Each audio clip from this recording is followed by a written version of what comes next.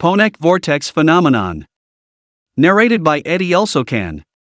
Introduction. The Ponek Vortex phenomenon has begun, and the United States are at the edge of extinction. The administration incapacitated is unable to stop the financial meltdown. Cyberspace has crashed. The U.S. armed forces immobilized and human resources diluted by drugs. Anarchy threatens the tattered social fabric as religious pluralism and atheism tumble in chaos. And now, enemies are coming from the sky. No recourse in sight, the end is near. Americans impoverished, and the only merciful thing to do is to snuff out the miseries. As if an answer to a death wish, the world's most powerful supervolcano at Yellowstone Park suddenly shows seismic activities. Chapter 1. I have so many enemies, Psalm 3:1. Fred Cage. Oblivious to what was about to happen, New Yorkers deceivingly went about basking in the shimmers of the morning sunshine. The CNN Unit 2 crew hurried into the lobby of the New York Stock Exchange just as the clock was completing its ninth chime. Boom! Boom! Boom! The ear-shattering explosions and intensity threw up the exchange, demolishing other buildings and lifted the ground. Like an earthquake. Concrete debris shot in every direction, smashing windows. A huge black cloud bellowed into the sky. Shockwaves started fires and destroyed properties. Disconnected power cables wriggled like huge snakes, hissing and sparking. Burst water pipes shooting aimlessly. Dismantled sewage pipes disgorging smelly contents. Everything was on fire and smoke everywhere. Looked like mayhem from a big-budget movie, but this one was for real. New York City under attack again? Fred Cage and Tony were blocks away in Bernie's Cafe. They heard the rolling of thunder. Outside, pedestrians scattered while a few rushed into the cafe. Thanks goodness, the fat woman said, her huge breasts heaving for breath. She and her 2 children scampered in, followed by other pedestrians.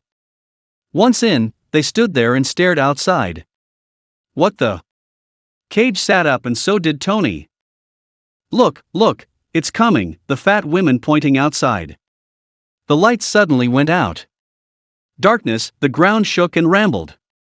Earthquake, a male's voice came from the dark. Emergency generator kicked into action and there was light again. Outside, a great cloud of dust whooshed past, rattling everything along its way.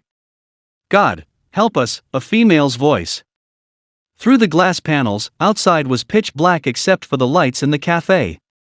The glass door and panels ceased to rattle. It's starting to clear as the dust settled. Some sunlight was peering in. Nobody on the street, everything was under a blanket of dark gray thing. Don't follow me, Cage told Tony and cautiously opened the glass door. Go by the back? Tony said. Yes, quick, Cage said, and hand went for the gun under his coat and held on. Meet me at the car park. Cage went along the dusty street. His mean Smith & Wesson Sigma 40 automatic at eye level searching for targets. Hands trembling and heart pounding. Where are they? He was peering through smarting eyes blurred by tears, wiped on his shirt sleeve. Cage found Tony at the car park, gooey faces, a mixture of tears and dust. They surveyed the surroundings through slits of white and speaking through lips of red, hair, body, and clothes and all, dusty. Car parks and streets were deserted. Gun returned to holster. Senses back to relax mode, but their hearts still pounding hard. Cage quickly activated his cell phone. Lewis, Cage here, any news? The administrative assistant to the director of the CIA, her reply was negative. He said bye to her and turned to Tony, it's clear? Tony nodded in agreement. Cage tried another number. Tony interrupted. Fred, New York City exploded. Tony looked stunned. Cell phone still pressed to his ear. Cage wasted no time, called Sweeper's cell phone. Tony drove like a madman and minutes later came to a wall of honking horns. Several police officers trying to untangle a massive traffic jam looked defeated. A black police officer glistering with sweat came over. Cage produced his DNI card. "Sir, no through road, you'll have to walk," the officer shouted above the irritating noise. "Thank you. We'll try over there," Cage said, pointing to a lane. "Need any escort, sir?" "We're fine, thanks." The car went bumping over some dislodged pavement slabs into the lane. Cage turned to Tony. "Get me information, take the car," Cage said, "and get in touch." Cage got out. Tony drove madly away and disappeared. Cage walked. He saw charred and mutilated bodies attended by medics and uniformed personnel were seen shifting through the debris. Like a war zone, devastation, horrible, horrible. Many buildings flattened. At one point he had to stop, could not get nearer due to crumbling walls and fire. Later, a friendly CNN news reporter took him up in a helicopter. Up there he could see the devastation that covered a huge area. A lady reporter sitting next to him was weeping. The chopper flew past tall buildings with huge fractures and shattered windows. Hovered over ground zero, the huge crater that looking like an enormous gun barrel hole smoking. Speechless, he gasped and stared. Breathing hard, eyes closed in prayer, tears started running down his face. Wicked, wicked crime, active enemy to destruct and destabilize, and... "Hey, are you okay?" the pilot asked. Yeah. "I'm fine," Cage said and went on to clean teary face on his shirt sleeve. The helicopter jerked. "We can't stay up any longer.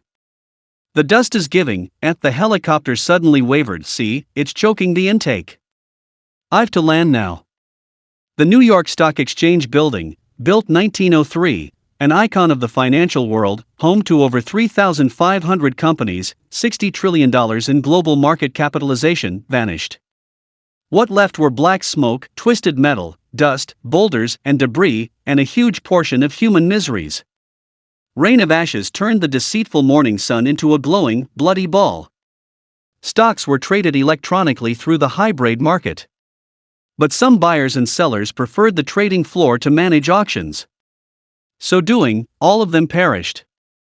The value of shares plunged as soon, the tragic news reached the rest of the world.